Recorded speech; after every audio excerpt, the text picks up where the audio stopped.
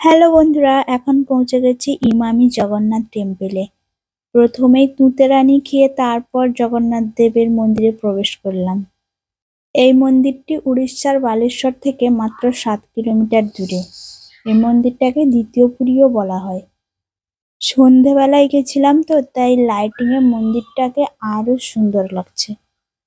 সেদিন ছিল 3রা জানুয়ারি, বছরের প্রথম নতুন বছরের, তাই প্রচুর পর্যটকদের ভিড় ছিল, অনেক লোকের সমাগম। এই ইমামি জগন্নাথ টেম্পলটিকে দেখে মনে হয় যেন অনেক বড় এক রথের চাকা দিয়ে মন্দিরটি তৈরি হয়েছে। মন্দিরটি অনেক বড় আয়তন নিয়ে রয়েছে, আর এই মন্দির ক্যাম্পাসের মধ্যে শুধু জগন্নাথ মন্দির নয়, এর মধ্যে রয়েছে মা লক্ষ্মীর মন্দির, গণেশ দেবের মন্দির আর শিবের মন্দির সম্ভবত রয়েছে, ঠিকঠাক দেখিনি। আর হ্যাঁ, হনুমান মন্দিরও রয়েছে এই ক্যাম্পাসের মধ্যেই। পুরো মন্দিরটা পাথরের তৈরি, মানে এই জগন্নাথ মন্দিরটি বেলে পাথর দিয়ে তৈরি করা হয়েছে পুরীর মন্দির অনুসরণ করে। মূল মন্দিরের সামনেই রয়েছে অরুণা স্তম্ভ, আর চারিদিকে দেখো বিশাল ফুলের বাগান, বাগানের মাঝখানে ছোট্ট ছোট্ট পাথরের মূর্তি রয়েছে, যেটা দেখতে অসম্ভব সুন্দরও লাগছে। আর মন্দিরের প্রধান প্রবেশদ্বার উদীয়মান সূর্যের দিকে মুখ করে রয়েছে। মন্দিরের চত্বরটি একটি আয়তাকার প্রাচীর দ্বারা বেষ্টিত রয়েছে। উভয় দেওয়ালের চারপাশে 4টি করে ফটক রয়েছে। প্রধান ফটকটিকে সিংহদ্বার বলা হয়, কারণ এর সামনে 2টি বড় বড় সিংহের মূর্তি রয়েছে। এখানে মূল মন্দিরটি হলো 61 ফুট উঁচু।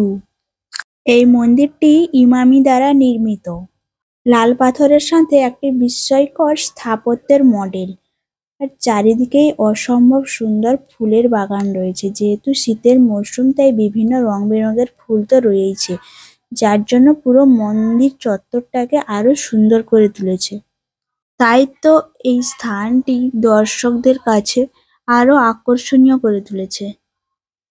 তো এই ছিল জগন্নাথ মন্দিরের কিছু তথ্য। আর কেমন লাগলো এই মন্দিরটি অবশ্যই জানিও। এরপর আমাদের আর কোনো জায়গায় যাওয়ার ছিল না, এমনিতেই রাত হয়ে গেছিল। এটাই ছিল লাস্ট স্টপেজ আসার। আগে দেবকুণ্ড, পঞ্চলিঙ্গেশ্বর তো ঘোরা হয়েই গেছে, শেষেই এসেছিলাম জগন্নাথ মন্দিরে এই লাইটিং এর জন্য। লাইট দিয়ে যখন মন্দিরটা সাজানো থাকে রাতের বেলা, দেখতে অসম্ভব সুন্দর লাগে।